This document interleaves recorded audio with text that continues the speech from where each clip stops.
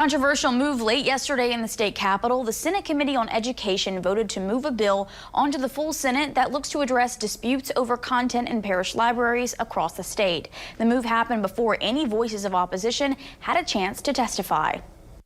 I've had some problems in my parish with some books. As testimony on Senator Heather Cloud's library bill had only just started. One of them in the children's section, and this is why I think the guidance is so important. One committee member called it to an abrupt end. I called the subject on the entire matter on Senate Bill 7.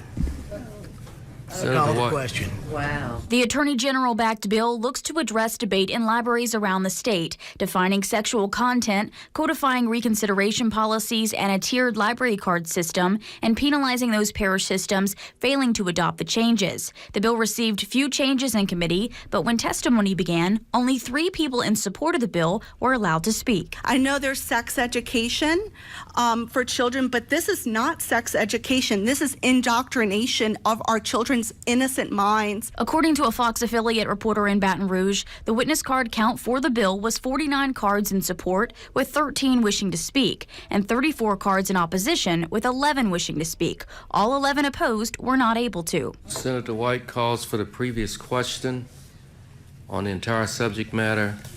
Is there any objection? Please object. Hearing no objection, the previous question is called. Senator Cloud, No. you recognize the close on your bill. Is there a way? Because the people really want to be able to speak.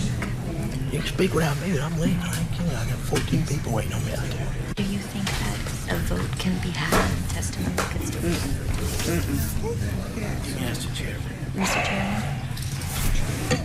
Shortly after Senate Education Committee Chairman Cleo Fields cut his mic, Senator Cloud closed consideration of her bill, thanking those who attended the meeting from all across Louisiana, both for and against Senate Bill 7. Mr. Chair, because of time constraints and because of members' duties and obligations, it appears that a vote has been called into question.